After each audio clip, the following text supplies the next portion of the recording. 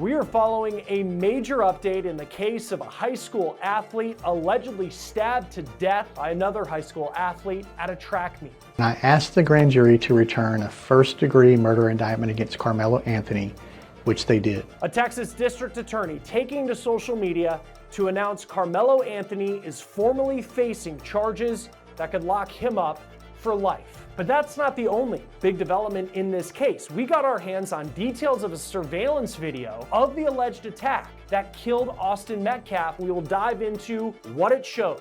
We're on the case presented by Law&Crime. I'm Chris Stewart.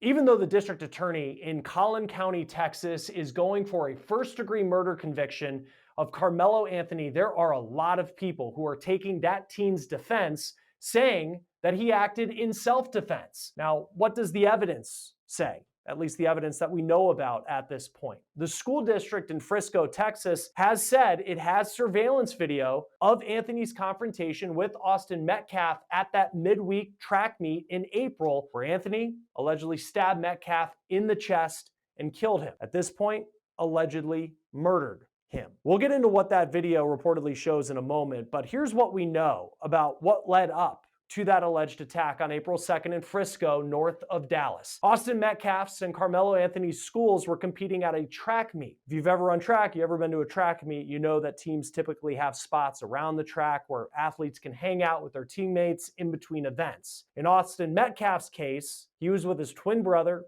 and their teammates under a tent, according to police, because rain had started to fall and that delayed the track meet. Now, witnesses say another athlete who wasn't on Metcalf's team stood under the tent. His name was Karmelo Anthony. Karmelo Anthony, class of 2025, Centennial High School, Frisco, Texas. That's video of Anthony mic'd up for a football tournament for Carolina Sports District that we found on YouTube. He and Metcalf were both football stars at their Texas high schools. Metcalf was taking recruiting visits at some big schools like Arkansas. He planned to play at the next level, and Anthony also posted on social media that he was receiving scholarship offers to go play college football. You wonder now if that will ever happen because of what he allegedly did next on April 2nd. That day, Karmelo Anthony and Austin Metcalf got into a confrontation under the tent. According to witnesses, Metcalf told Anthony to leave the team's tent, and at that point, Anthony allegedly reached into his backpack and said something along the lines of "make me." Here's what Austin's twin brother told WFAA-TV. There was this kid, before I knew his name now, this kid was sitting under our tent at track. We asked him to move. He started getting aggressive and talking reckless. And my brother stepped in and said, "You need to move." He's like, "Make me move." Austin grabbed his backpack.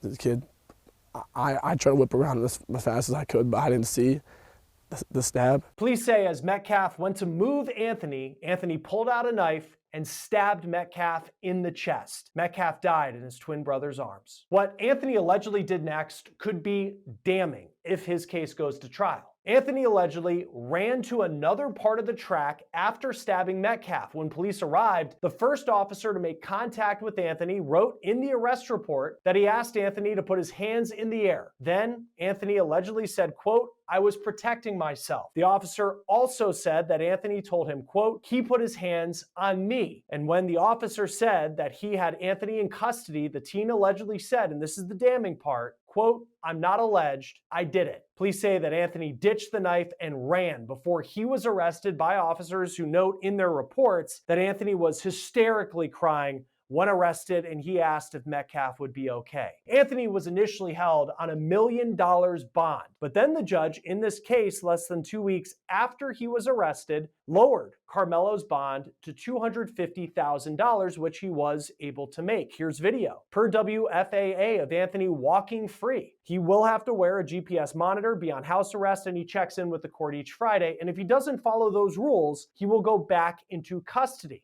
Before we get back to this episode of On the Case, I want to talk about something important because a lot of the stories that we cover here at Law&Crime, you see them They show that life can be unpredictable and having a great lawyer matters. And that's where our partners at Morgan & Morgan come in. In the past few months, Morgan & Morgan secured a $9.3 million verdict for a car crash in Florida, a $5.6 million verdict for another car accident victim in Atlanta, not to mention $1.8 million in Kentucky. And in that case, the insurance company offered just a mere $5,000.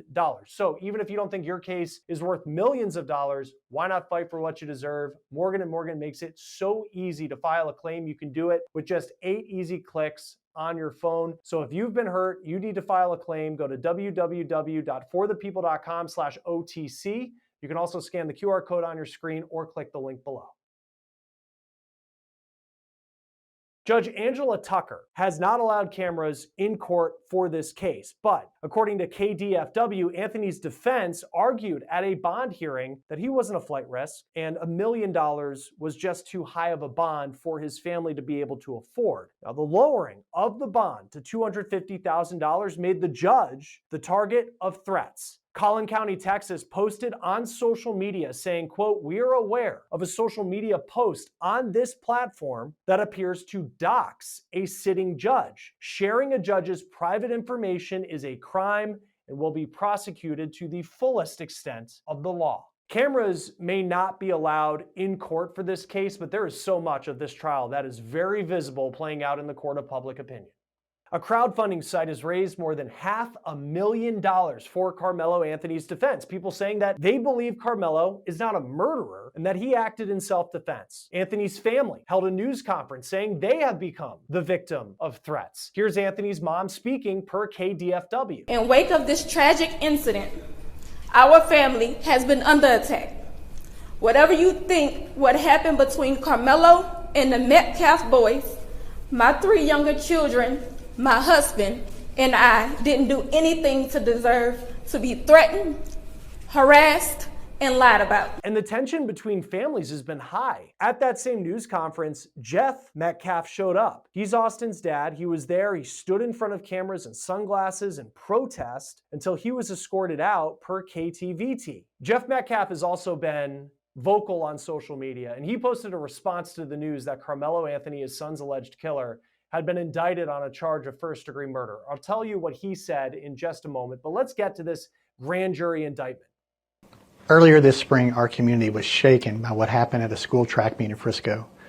The violent loss of 17-year-old Austin Metcalf. Collin County District Attorney Greg Willis posted that video on social media announcing that a grand jury has indicted Karmelo Anthony on a charge of first-degree murder. If found guilty, Anthony, who's now 18, could face between 5 to 99 years in prison. Jeff Metcalf, Austin's dad, posted on social media, quote, "Indicted first-degree murder," all in caps, with hashtag justice for Austin. Karmelo Anthony's defense attorney is named Mike Howard.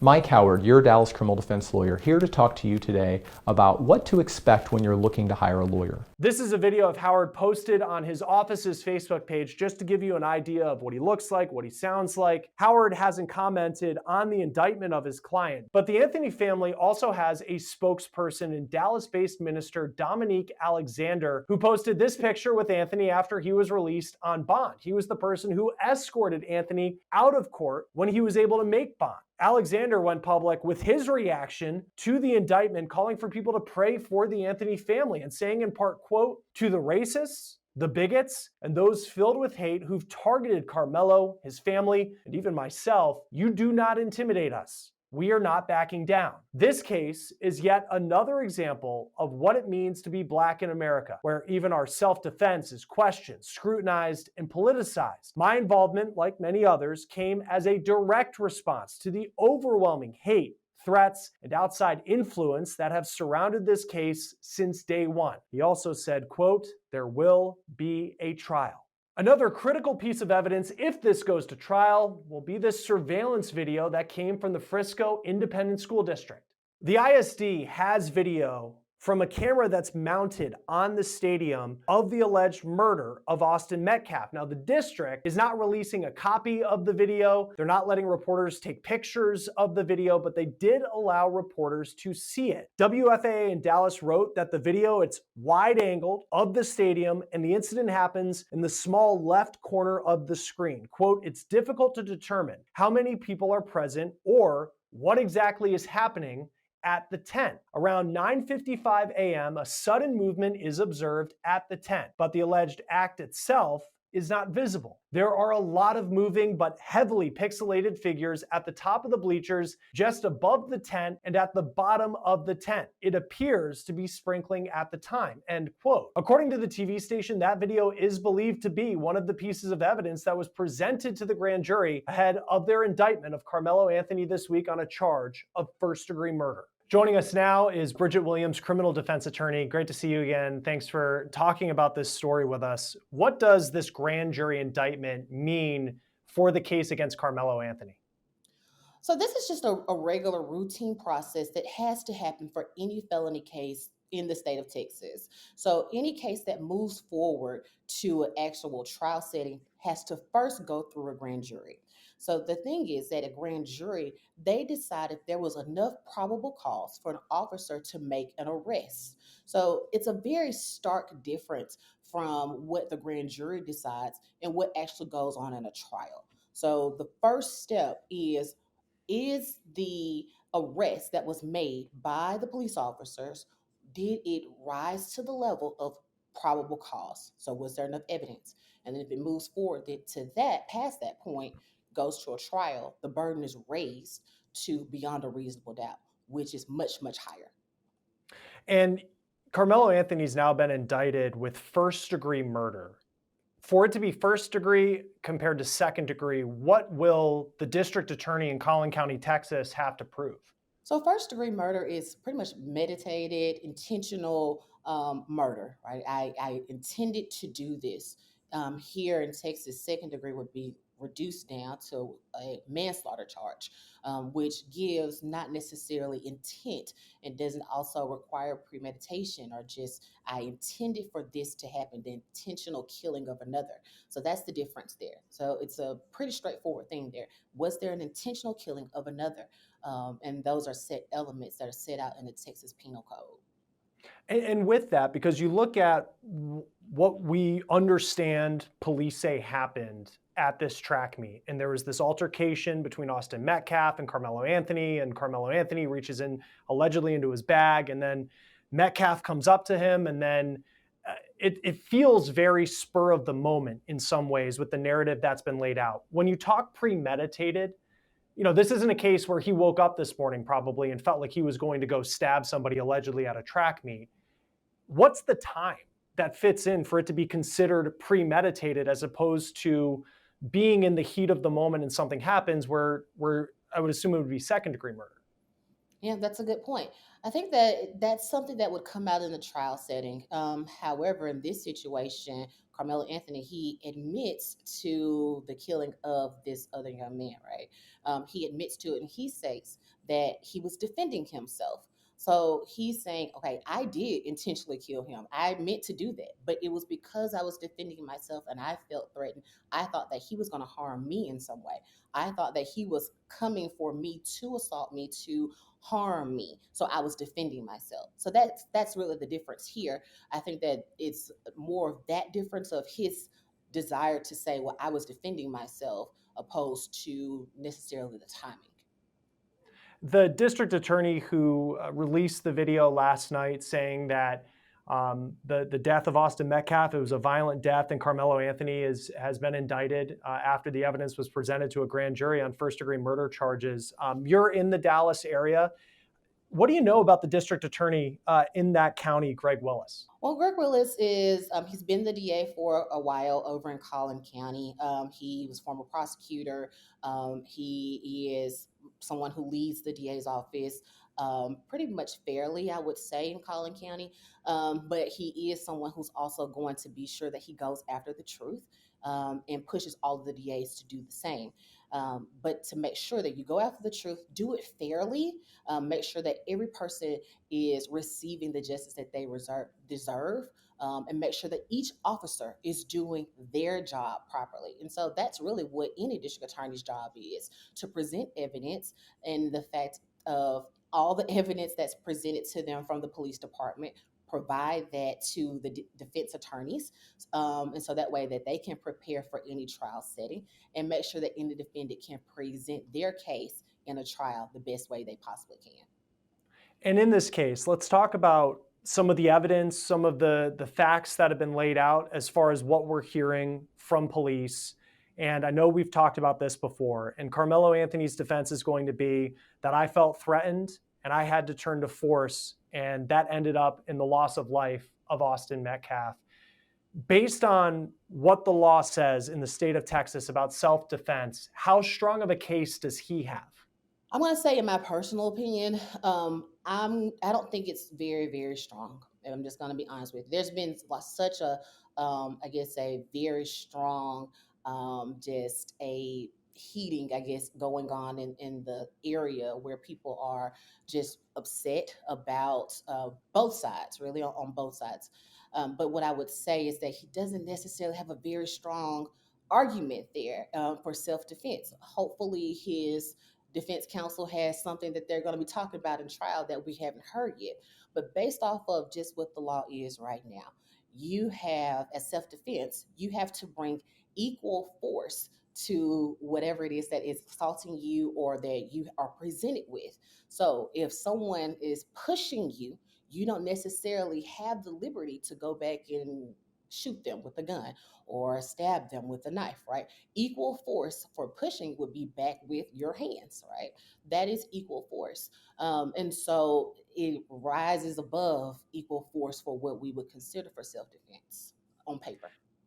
Because we don't have, there is surveillance video that I know the school district showed reporters, but it seems from the description that you can't really see a lot of what happened. And we don't know that there's video to this point that exactly shows it. But could Karmelo Anthony argue, his attorneys argue, that Austin Metcalf was being very physical with him, that it was more than pushing? I mean, when it comes to equal force, does it have to be a knife and a knife, a gun and a gun, hand-to-hand combat, as opposed to feeling threatened in a way that he was going to punch me in the face and it was going to cause me serious injury, so I had this knife and it's something that I had to use? Yes, I think that's a great point. And those are the issues and the matters that the defense counsel will be raising, because those things are up to interpretation, right? And that's what's best for a trial setting. So again, on paper, it's supposed to be equal force.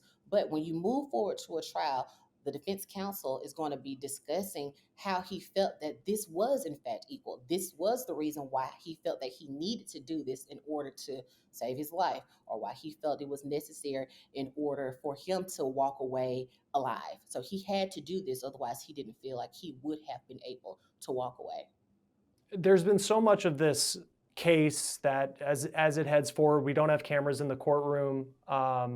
Judge Angela Tucker decided against that, but there's so much that's visually playing out outside of court. And there's been threats. The judge was threatened. The family of Karmelo Anthony has said that they have been threatened. You've seen Jeff Metcalf of Austin Metcalf's dad. You can't imagine what he is going through, having lost a son. So there's just a lot of that playing out. And a big controversial part of this has been the bond, and that Karmelo Anthony, here he is, accused of first-degree murder, but he's able to go home to his family after the bond was lowered from $1 million down to $250,000. What, from a legal perspective, went into that decision? Were you surprised that he was allowed out on bond? Okay, so I would say I'm not surprised at all that he was allowed to be let out on bond. So first, this is a 17-year-old child. That's the way I look at it. He's a 17-year-old child. He doesn't have any criminal history at all whatsoever. In this particular case, he's saying that he felt threatened, his life felt threatened, and that's the reason why he decided to defend himself in this way. So that's his argument. When a judge makes the determination of how to lower a bond, they take into consideration the same things they take into consideration in every case. So when we have a bond hearing, what is the offense? Murder. Okay, we're at the highest level there. Then, does the person have any criminal history? No. Is the person a flight risk? Does he have the resources, means to go to Mexico or go to Dubai, right, and never come back? And does it come back for the actual trial setting? Does the family have the means in order to pay what the original bond amount was? The original bond amount in this case was $1 million. The family has stated and testified that they did not have the resources in order to do that. And then the last element there is he a threat to himself or to others? And in this situation, this is an isolated matter. He's not going around saying, hey, I'm going to shoot up multiple people, or I have a history of doing something like that to where I'm a violent person to society. In this situation, it's isolated. So he doesn't pose a threat to himself or to others. So the court allowed for the bond to be reduced down. And then the person can post that bond if he has the resources to do, which he was able to, but he still had to have an ankle monitor. So Karmelo Anthony can't leave his home without getting permission from Judge Tucker. So he is at his house. This is just allows him to not be in jail until the case is resolved, but to be at his home with his family until the case is resolved. I think sometimes people get the bond hearing confused with the actual trial setting. The only purpose of a bond hearing is, do you need to stay in jail, isolated here until the case is resolved, or can you go home and stay there until the case is resolved? In the district attorney's announcement of the grand jury indictment, there was a line that talked about in Texas, if you're convicted of first-degree murder, you could spend 99 years in prison or you could spend 5 years in prison. And that 5-year mark, that felt very low for first-degree murder, just as an outsider kind of looking at it, because when you think of someone who's convicted of that crime, they're never going to get out of prison ever again.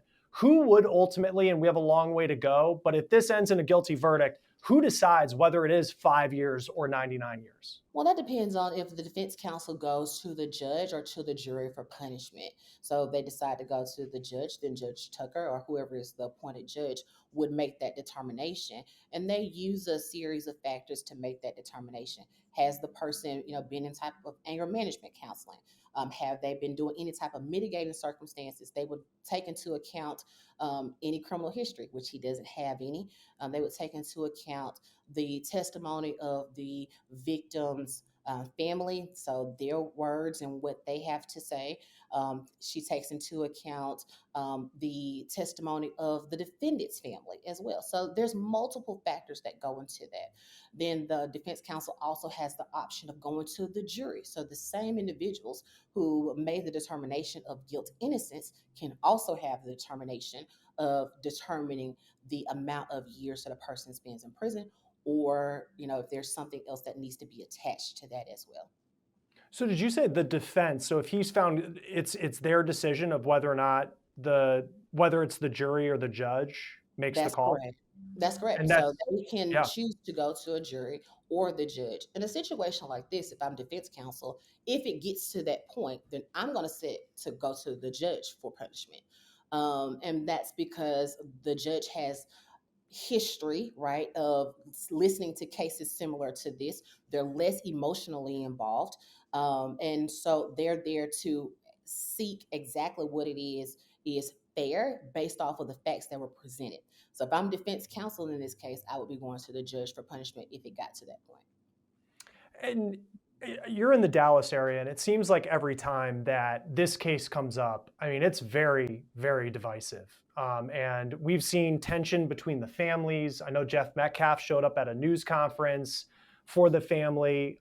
It's a lot. And I think about a jury in Collin County where probably everybody has an opinion on what happened. How do you get a fair jury, an impartial jury in a case like this that everybody's talking about it? That's a tough one. I would say that I know that there has been some discussions about changing venues, and that just means changing counties, right? Because it would be difficult to find a fair and an impartial jury in the county of which it happened in. And so that has to be approved, right? So it has to be approved by the judge in the Collin County area, in that court, in order for it to venues to move. So I would say that's probably the first way, is change of venue. The second way for that would be for just to try to do a really, really good voir dire. And voir dire is just a questioning of the jury pool where the defense counsel and prosecution gets an opportunity to question each of the potential jurors, asking them their true and biased and unbiased thoughts on various issues that are related to this particular offense. So things that are related to the offense that occurred itself, so of this situation, but also how do they feel about officers? How do they feel about racial tension?